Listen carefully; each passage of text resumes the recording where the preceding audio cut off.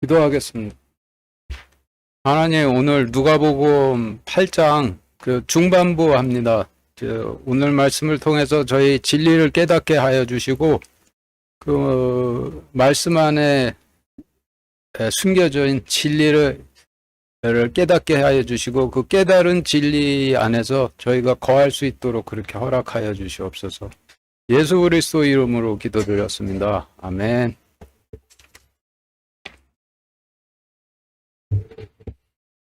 누가복음 8장 22절부터 25절까지 같이 읽겠습니다. 시작. 이제 어느 날 그분께서 자기 제자들과 함께 배에 들어가시고 그들에게 이르시되 우리가 호수 저편으로 건너가자 하시니 그들이 나아가니라. 그러나 그들이 배를 저을 때 그분께서는 잠드셨는데 마침 폭풍이 호수로 내리침에 그들이 물에 잠겨 위험에 빠졌더라. 그들이 그분께 나아와 그분을 깨우며 이르되 선생님이여 선생님이여 우리가 죽나이다 하니 그분께서 일어나사 바람과 성난 물결을 꾸짖으심에 그것들이 그치고 고요하게 되더라. 그분께서 그들에게 이르시되 너희의 믿음이 어디에 있느냐 하시니 그들이 두려워하고 놀라며 서로 이르되 이분이 어떤 분이시냐 심지어 그분께서 바람과 물에게 명령하신즉 그것들이 그분께 순종하는도다 하더라. 네, 누가복음 이번 주 일요일 날 했던 누가복음 8장 전반부는 씨 뿌리는 비유의 말씀이었는데 씨 뿌리는 비유의 말씀에서 첫 번째 유형의 땅은 길가의 땅이었고 두 번째 유형의 땅은 바위 위의 땅이었고 세 번째 유형의 땅은 가시나무 사이의 땅이었는데 씨 뿌리는 비유의 말씀에서 이와 같은 세 유형의 땅은 이스라엘의 전 역사 동안 존재했던 이스라엘 백성들의 믿음이 어떠했는지를 설명하시는 말씀이었죠. 길가의 땅이라 하시면 구약의 전 역사에서 이스라엘 백성들이 애굽으로부터 나와 가나안 땅으로 들어가는 길 위에 있었던 출애굽 시대의 백성들을 의미하고 바위의 땅이라 하시면 이스라엘의 전 역사에서 이스라엘 백성들이 가나안 땅으로 들어간 이후에 돌로 된 성전과 자신들을 통치할 왕을 세우고 하나님이 아니라 자신들이 세운 왕들에 의해 통치를 받던 가나안 땅으로 들어가 그 이후에 태어난 세대의 백성들을 의미하고 그리고 가시나무 사이의 땅이라 하시면 돌로 세운 성전과 이스라엘의 왕들이 대리 통치하던 시대가 끝이 나고 주님께서 직접 통치를 하시기 위해 육신으로 초림하셨을 때 백성들을 의미하는 것으로 이 세 가지 유형이 이스라엘 전 역사 동안에 시간 순서대로 존재했던 이스라엘 백성들의 성질을 의미하는데 이를 씨 뿌리는 비유로 설명을 해 주신 것이죠. 오늘 누가복음 8장 후반부에서는 네 가지 유형의 사건이 소개가 되는데 누가복음 8장 말씀의 전체적인 구성이라는 측면에서 본다라면은 오늘 누가복음 8장 후반부에 소개되는 네 가지 유형의 사건도 씨 뿌리는 비유의 말씀에서 네 가지 유형의 땅을 설명하시기 위한 그 예가 될 가능성이 매우 높은 것이죠. 방금 읽으신 말씀은 주님께서 12제자와 함께 건너편 땅으로 이동을 하시는 가운데 물을 건너셨는데 누가복음 8장에서 소개되는 네 가지 유형의 사건 중에서 이게 첫 번째 사건이죠. 초림하신 주님께서 지금 읽으신 말씀처럼 12제자들과 함께 물을 건너셨던 것과 같이 출애굽 때에도 주님께서 12지파의 이스라엘 백성들을 데리고 함께 물을 건너셨는데 출애굽 때는 홍해와 요단강을 건너셨죠.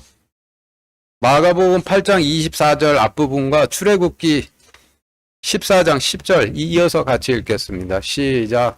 그들이 그분께 나아와 그분을 깨우며 이르되 선생님이여 선생님이여 우리가 죽나이다 하니 파라오가 가까이 오매 이스라엘 자손이 눈을 들어 본즉 보라 이집트 사람들이 자기들의 뒤를 따라 행진하므로 이스라엘 자손이 심히 두려워하여 주께 부르짖으며.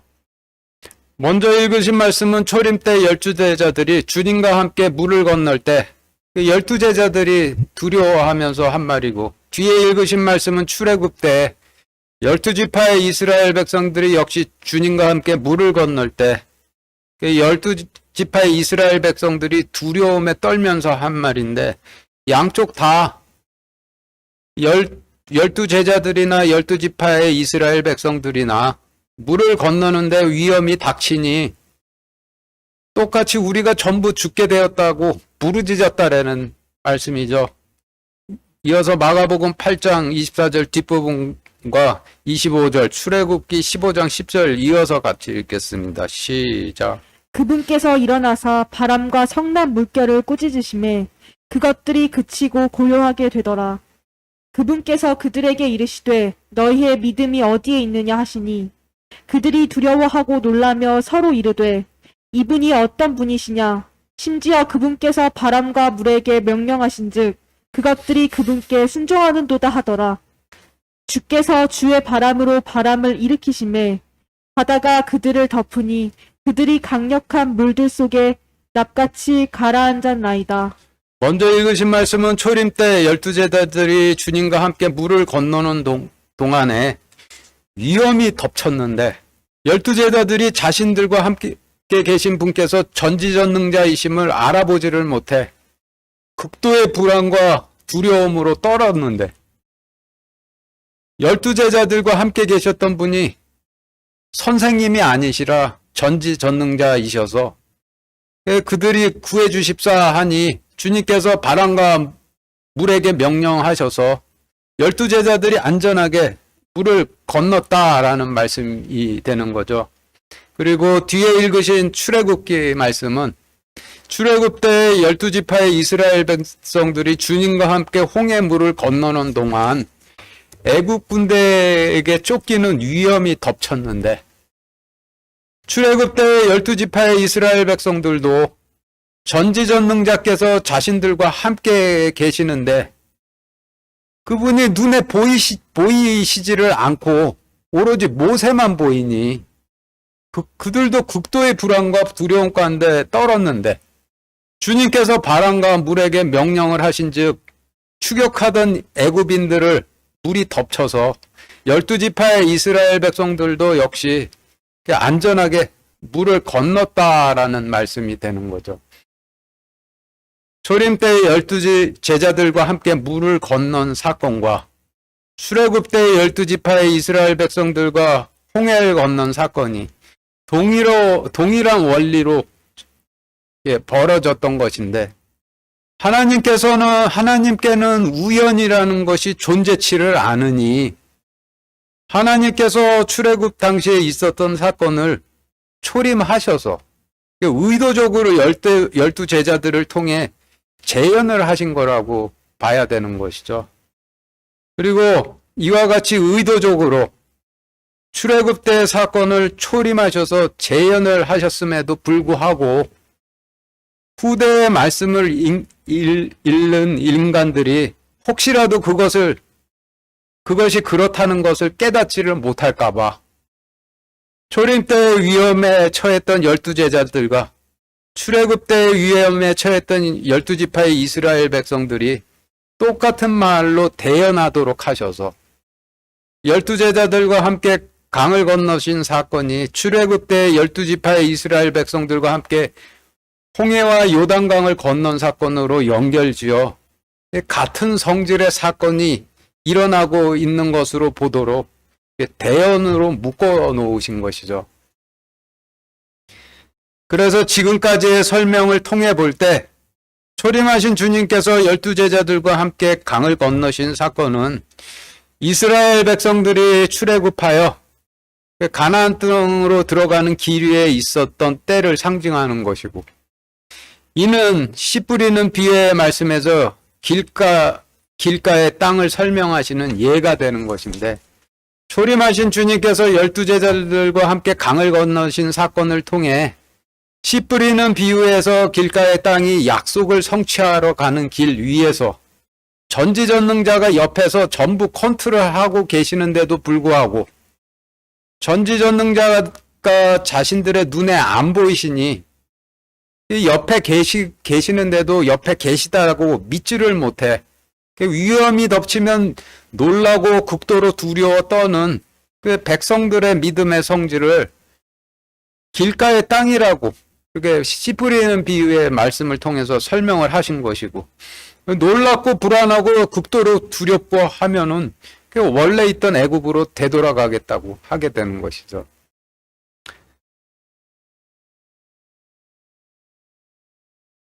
그리고 하나님의 말씀을 들을 때 가끔 등골이 서늘해지는 저주의 말로 들릴 수가 있는데, 이와 같은 현상을 누가복음 8장 말씀으로 설명을 드린다면은 마귀가 하나님의 약속의 씨를 전부 먹어버려서 하나님의 약속의 씨가 없기 때문에 그렇게 되는 것이죠.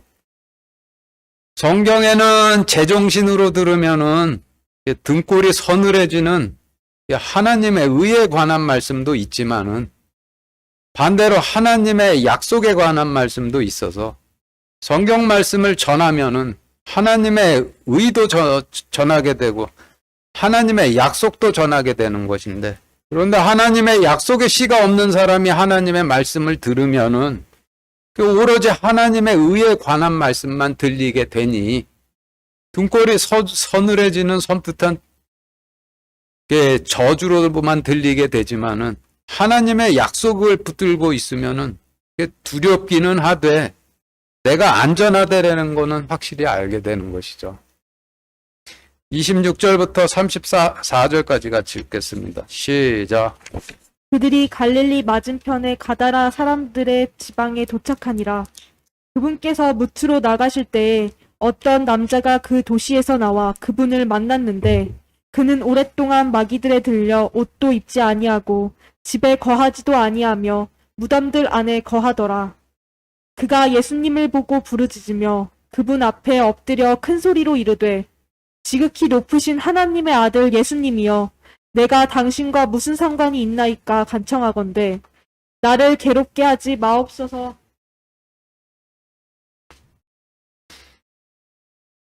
하니 이는 그분께서 이미 그 부정한 영에게 명령하사 그 사람에게서 나오게 하셨기 때문이라. 그 영이 자주 그를 사로잡음으로 그를 사슬과 족쇄에 묶어두었으나 그가 묶은 것을 끊고 그 마귀에게 몰려 광야로 나갔더라. 예수님께서 그에게 물어 이르시되, 네 이름은 무엇이냐 하시매 그가 이르되 군단이니이다 하니, 이는 많은 마귀들이 그에게 들어갔기 때문이더라. 그들이 그분께 간청하여 그분께서 깊은 속으로 들어가라고 자기들에게 명령하지 마실 것을 구하더라. 거기에 많은 돼지떼가 산 위에서 먹고 있었으므로 그들이 그분께 간청하여 그분께서 자기들을 그 돼지들 속으로 들어가게 허락하실 것을 구하매 그분께서 그들을 허락하신즉, 이에 마귀들이 그 사람에게서 나와 돼지들 속으로 들어가니 그 떼가 경사진 곳을 세차게 내리다라 호수에 빠져 숨막혀 죽으니라. 돼지를 치던 자들이 이루어진 일을 보고 도망하여 가서 그 도시와 지방에서 그것을 고하니라. 네, 누가복음 말씀에서 씨 뿌리는 비유의 말씀이 이스라엘의 전 역사에서 시간순으로 존재했던 이스라엘 백성들의 믿음의 성질을 설명하시는 말씀인데, 씨가 길가에 뿌려졌다 하심은 그 출애굽해서 가나안 땅으로 들어갔던 시대에 이스라엘 백성들의 믿음이 어떠했음을 설명하시는 것이고, 씨가 바위에 뿌려졌다 하시면 돌로 세운 성전과 헤롯과 같은 하나님의 의를 모르는 왕들이 공존하는 가운데 이스라엘 백성들이 하나님이 아니라 인간의 왕을 택해서 왕의 통치를 받던 시대의 이스라엘 백성들의 믿음이 어떠했음을 의미하는 것인데, 앞에 소개된 사건은 주님께서 12제자들과 함께 물을 건너신 사건으로, 이 사건이 주님께서 출애굽한 12지파의 이스라엘 백성들과 함께 가나안 땅으로 들어가신 사건을 의미하니, 이스라엘의 역사 순서라는 측면에서 지금 읽으신 마귀 들린 자에 대한 말씀을 본다라면은, 지금 읽으신 마귀 들린 자에 대한 말씀은 이스라엘 백성들이 가나안 땅으로 들어간 이후에 이스라엘의 돌로 세워진 성전이 존재하는 가운데 헤롯 왕처럼 하나님의 의를 깨닫지를 못하던 왕들에 의해 이스라엘 백성들이 통치되던 기간에 그 백성들의 믿음이 어떠했음을 하시는 말씀이 되겠죠.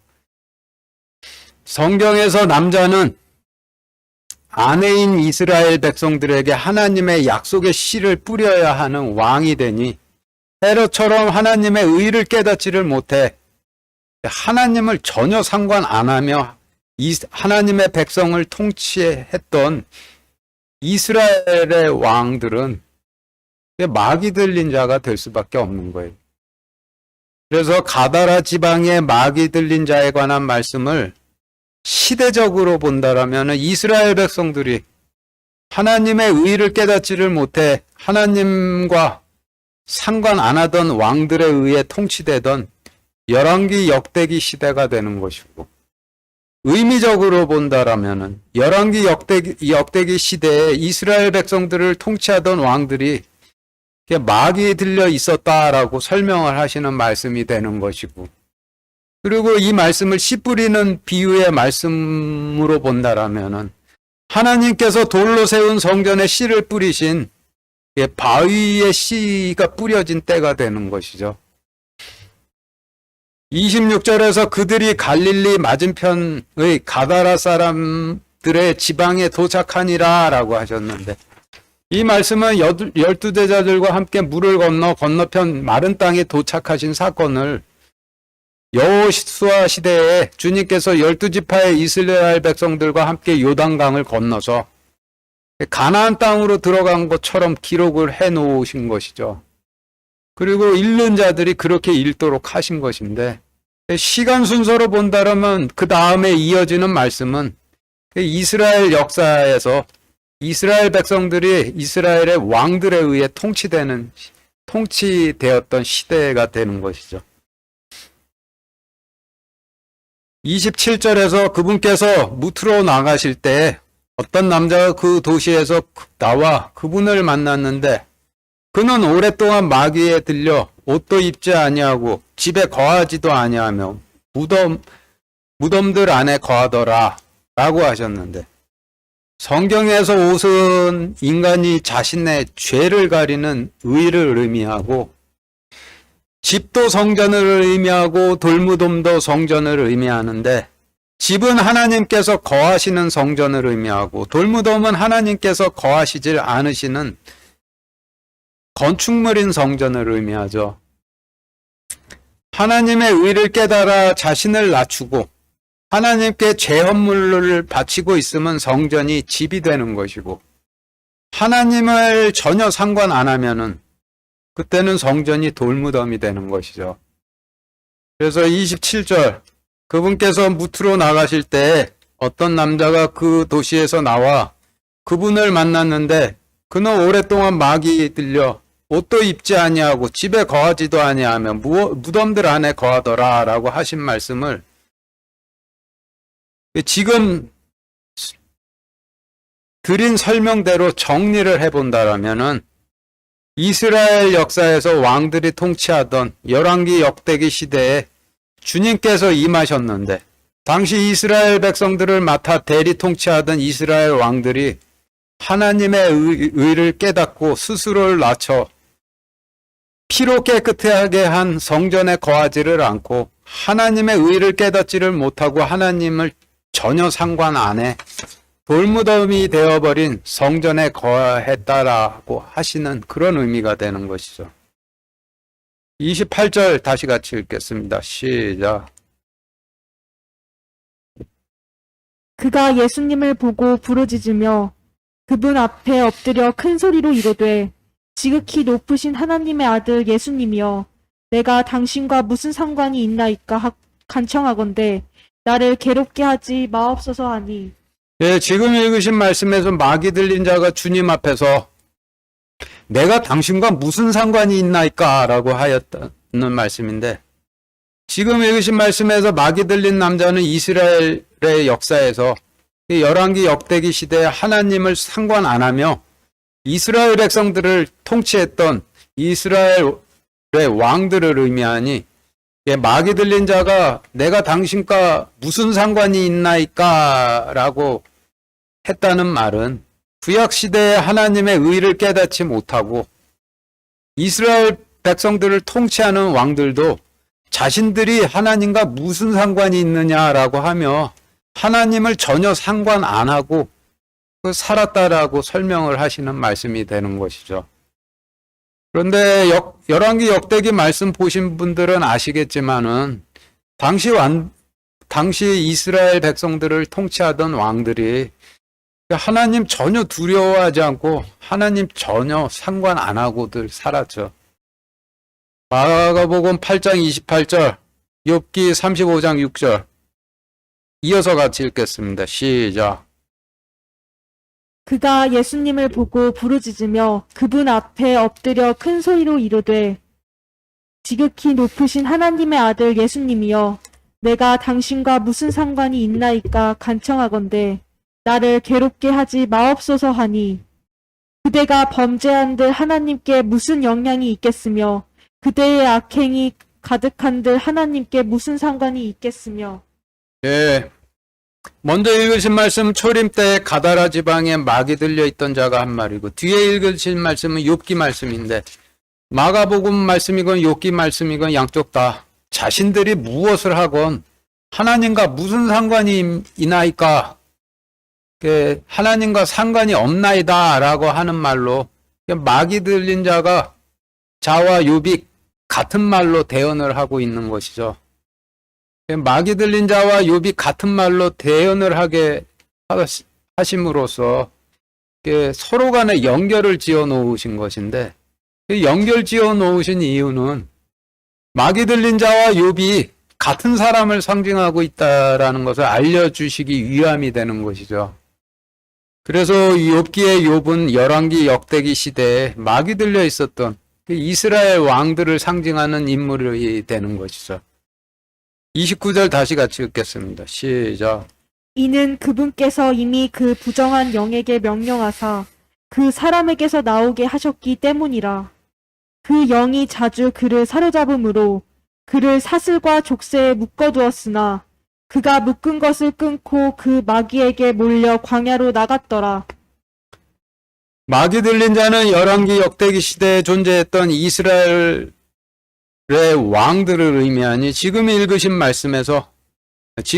말씀은 구약 시대의 이스라엘의 왕들이 마귀 들려 하나님을 상관치 않고 백성들을 통치하니 하나님께서 그들을 사슬과 족쇄로 묶어 놓으셨다라는 의미가 되는데, 열왕기 역대기 읽어보시면은 하나님께서 하나님을 전혀 상관치 않는 이스라엘의 왕들과 백성들을 성 안에 묶어 놓으시는데, 아수르 바빌론과 같은 강력하고 호전적인 이방 민족들을 보내셔서 그 마귀 들려 있던 이스라엘의 왕과 백성들을 성 안에 묶어 놓으시죠. 그래서 아무리 마귀 들려 있던 열왕기 역대기 시대의 왕들도 오랜 기간 그 적들에게 포위되어서 먹을 것이 바닥이 나게 되면은 그때는 제정신으로 돌아와 하나님을 찾아 부르짖는데, 그래서 하나님께서 그들을 구원해 주시면은 또다시 마귀 들려 있던 이전 상태로 돌아가는 일을 반복하게 되죠. 29절에서 묶인 것을 끊고 그 마귀에게 몰려 광야로 나갔다라고 하셨는데, 이 말씀의 의미는 하나님께서 자신을 전혀 상관 안 하는, 하나님께서 하나님을 전혀 상관치 않는 이스라엘의 왕들과 백성들을 아수르, 바빌론과 같은 이방인들을 보내셔서 성 안에 묶어 놓으시지만은 제정신으로 돌아와 하나님을 찾으면 풀어주셨는데, 풀려나면 또다시 원래 막이 들려있던 상태로 돌아가서 돌이 빵이 된다라고 전하고, 세상의 영광을 위해서 절하고, 높은 곳에서 뛰어내려 영적으로 애굽에 가 있었다라고 하시는 말씀이 되는 거죠. 30절부터 34절까지 같이 읽겠습니다. 시작. 예수님께서 그에게 물어 이르시되 내 이름은 무엇이냐 하시매 그가 이르되 군단이니이다 하니 이는 많은 마귀들이 그에게 들어갔기 때문이더라. 그들이 그분께 간청하여 그분께서 깊은 속으로 들어가라고 자기들에게 명령하지 마실 것을 구하더라. 거기에 많은 돼지떼가 산 위에서 먹고 있었으므로 그들이 그분께 간청하여 그분께서 자기들을 그 돼지들 속으로 들어가게 허락하실 것을 구하매 그분께서 그들을 허락하신즉 이에 마귀들이 그 사람에게서 나와 돼지들 속으로 들어가니 그 떼가 경사진 곳을 세차게 내리달아 호수에 빠져 숨막혀 죽으니라. 돼지를 치던 자들이 이루어진 일을 보고 도망하여 가사 그 도시와 지방에서 그것을 구하니라.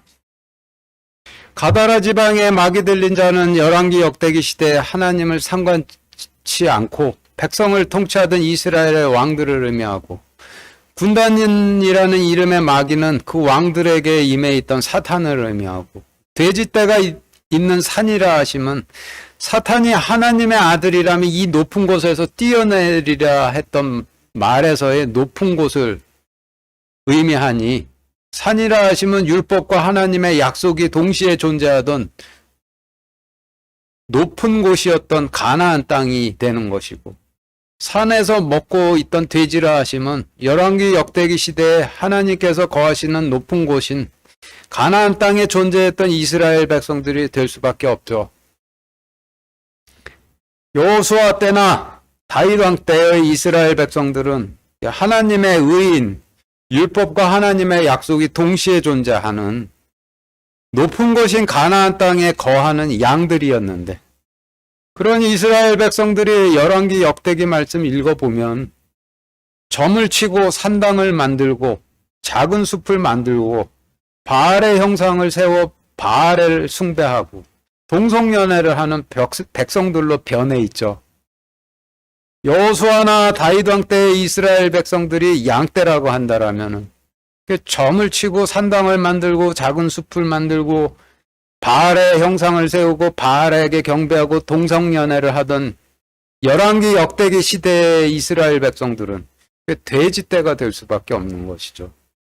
이어서 32절 33절에서 거기에 많은 돼지떼가 산 위에서 먹고 있었으므로 그들이 그분께 간청하여 그분께서 자기들을 그 돼지들 속으로 들어가게 허락하실 것을 구하며 그분께서 그들을 허락하신즉 이에 마귀들이 그 사람에게서 나와 돼지들 속으로 들어가니 그때가 경사진 곳을 세차게 내리다라 호수에 빠져 숨막혀 죽으니라 라고 하셨는데, 막이 들려있던 자에게 나온 마귀들이 돼지떼로 들어가길 구해 허락하시니 돼지떼로 들어가 돼지떼가 떼죽음을 당했다라는 말씀이죠.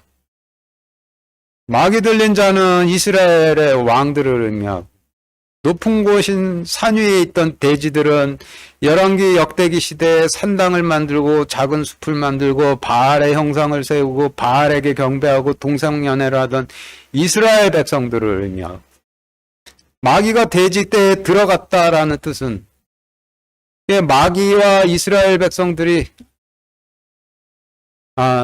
이게 동침하였다라는 뜻이죠. 그래서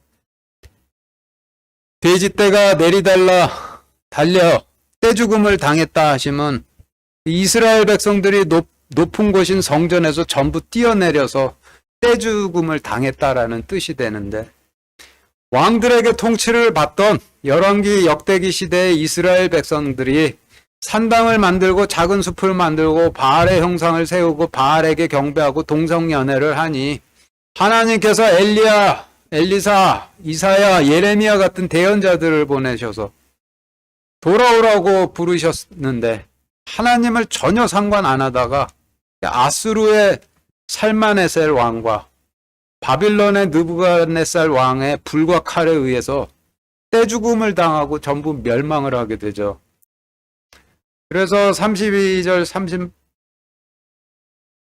33절에서 거기에 많은 돼지떼가 산 위에서 먹고 있었으므로 그들이 그분께 간청하여 그분께서 자기들을 그 돼지들 속으로 들어가게 허락하실 것을 구하매 그분께서 그들을 허락하신즉 이에 마귀들이 그 사람에게서 나와 돼지들 속으로 들어가니 그때가 경사진 곳을 세차게 내리달라 호수에 빠져 숨막혀 죽으니라 라고 하시는 말씀의 뜻은 이스라엘 백성들을 통치하던 왕들에게 거하던 마귀가 하나님께서 임하시니 자신들이 산당을 만들고 작은 숲을 만들고 바알의 형상을 세우고 바알에게 경배하고 동성연애를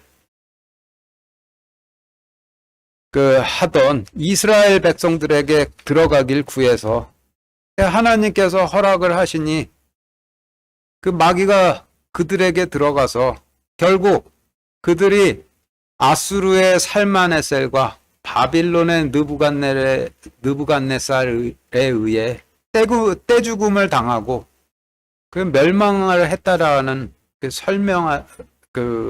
때는 설명이 되는 것이죠. 35절 같이 읽겠습니다. 시작.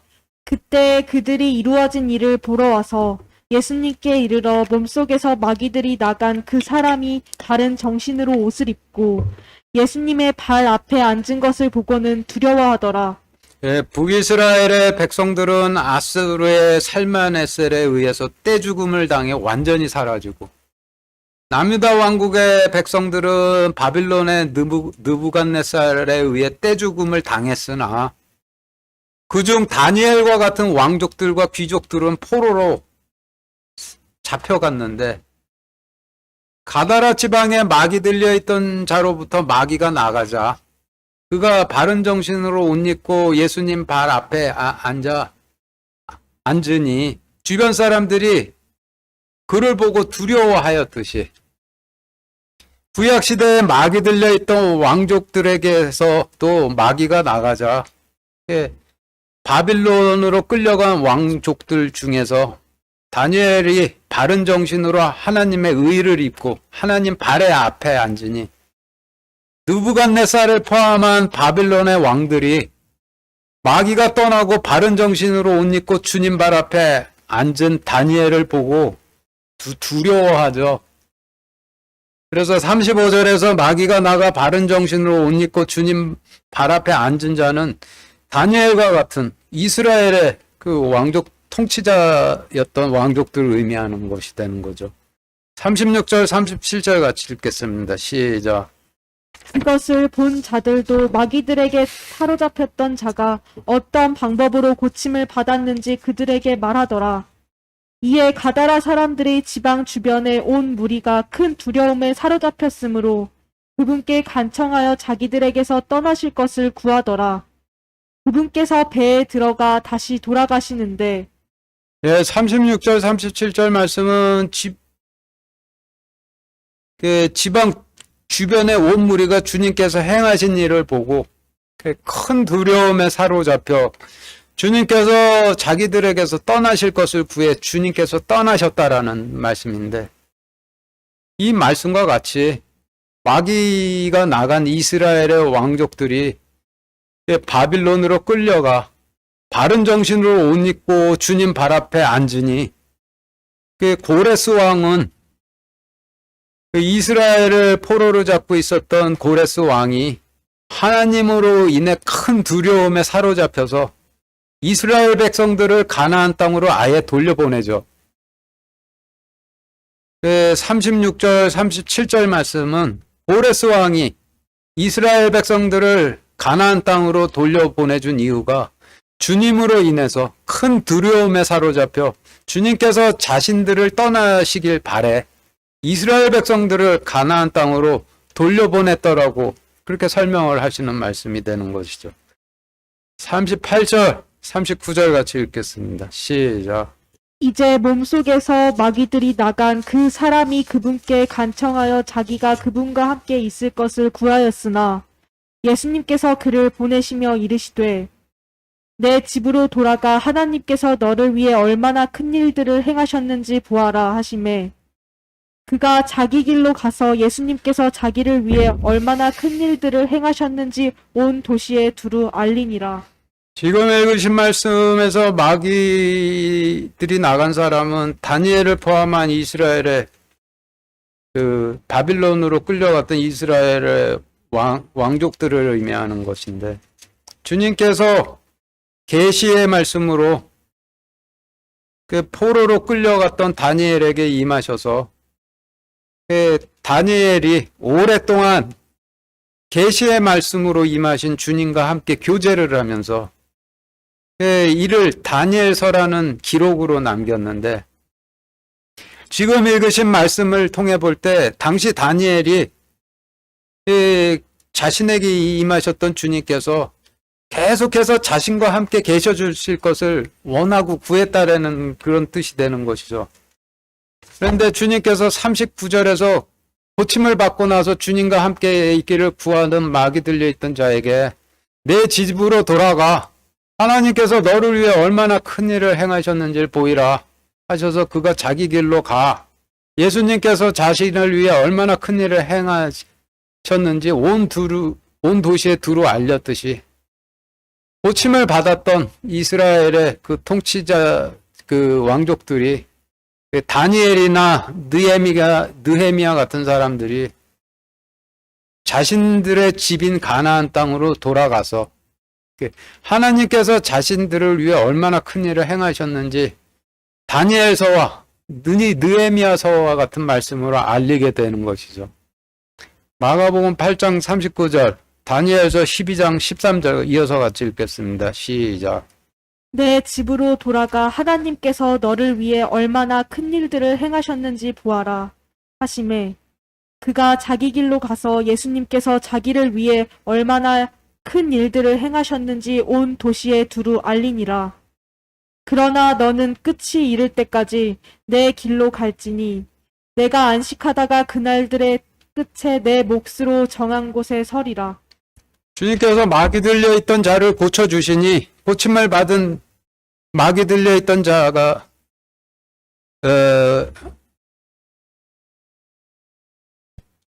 주님께서 고쳐주시니 그 마귀 들려있던 자 주님께서 내 길로 가라라고 명령을 하시죠.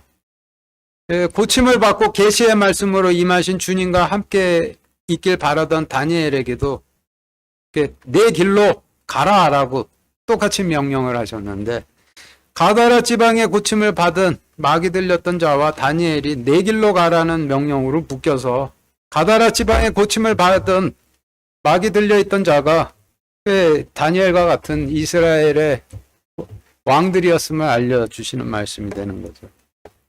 40절 같이 읽겠습니다. 시작. 예수님께서 돌아오실 때에 사람들이 반갑게 그분을 받아들이니 이는 그들이 다 그분을 기다렸기 때문이더라. 오늘 누가복음 8장 중반부에 두 유형의 사건이 소개되었는데 이 두 사건이 씨 뿌리는 비유의 말씀의 관점으로 보면은 길가인 땅과 바위인 땅을 설명하시는 말씀이고 그리고 내용적으로 본다라면은 두 사건이 이스라엘 역사를 시간 순서로 설명하시는 말씀이 되는데 12제자들과 함께 호수를 건너신 사건은 출애굽 때 12지파의 이스라엘 백성들과 함께 요단강을 건너 가나안 땅으로 들어가신 그 출애굽 여호수아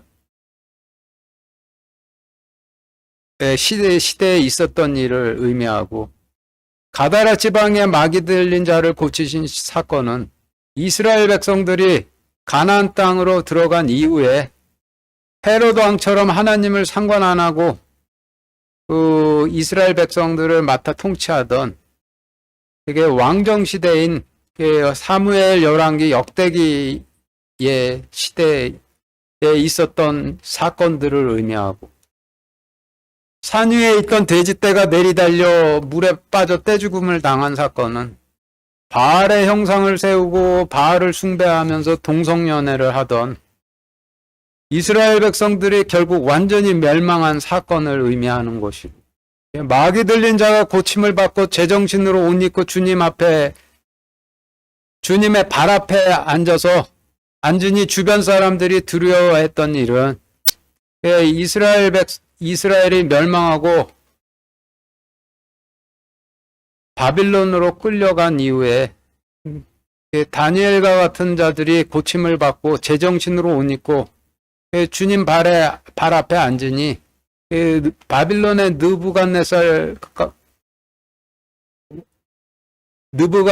왕이 두려워했던 일을 의미하고, 주변 지방 사람들이 큰 두려움에 사로잡혀 주님께 간청하여 자기들에게서 떠나실 것을 구했던 일은 고레스 왕이 주님으로 인해 큰 두려움에 사로잡혀서 이스라엘 백성들을 가나안 땅으로 돌려보낸 사건을 의미하고, 고침을 받은 마귀 들려 있던 자가 주님과 함께 있기를 원했으나 네 집으로 가서 하나님께서 네게 무슨 일을 행하셨는지 알리라 하시는 그 명령은 고침을 받은 마귀 들려 있던 이스라엘의 왕족들이 가나안 땅으로 돌아와서 허물어져 있던 성전을 다시 세우고 하나님께서 자신들에게 어떤 일을 베풀어 주셨는지 그 후대에 알린 그 사건을 의미를 하는데, 지금 누가복음에 소개된 두 사건이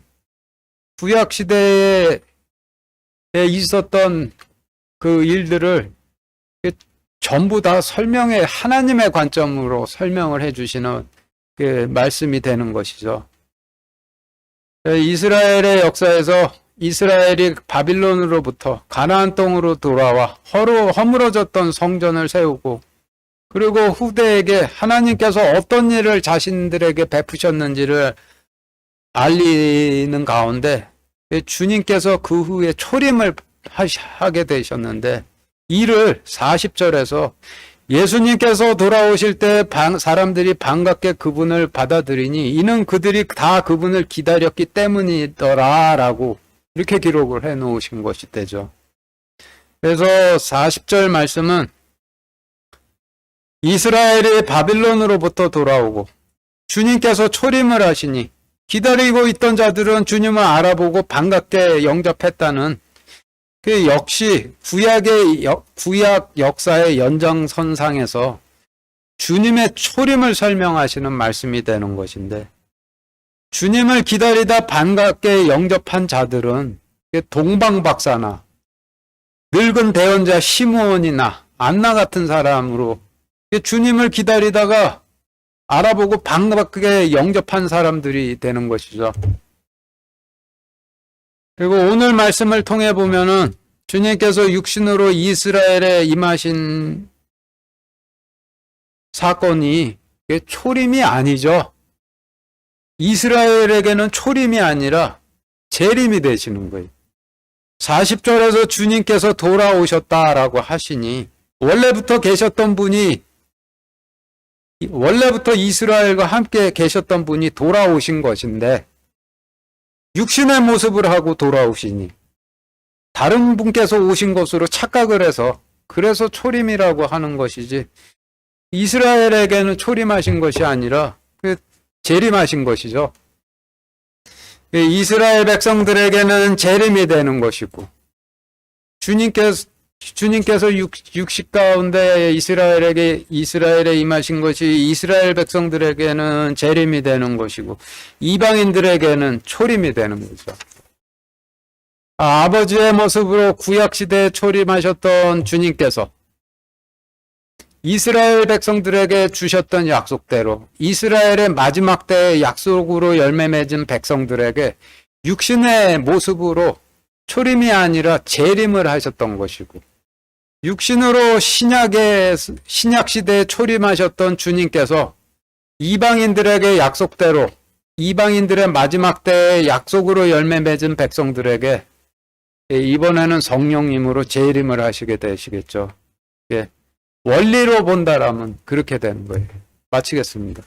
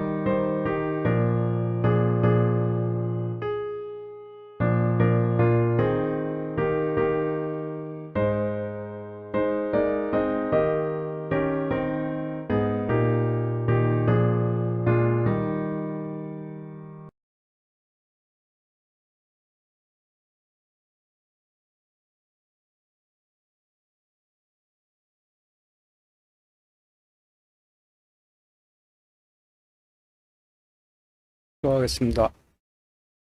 하나님, 오늘 제자들과 함께 그 물을 건너실 때, 그 제자들이 부르짖을 때 주님께서 물과 바람을 꾸짖으시고 제자들에게 믿음이 어디 있느냐라고 그렇게 말씀을 하셨는데, 그 말씀을 보면서 뭔가 그 마음이 시원해지는 것을 느낍니다. 저희와 함께 있는 자가 전지전능자이심을 저희가 깨달아서 담대할 수 있도록 그렇게 허락하여 주시옵소서. 예수 그리스도 이름으로 기도드렸습니다. 아멘.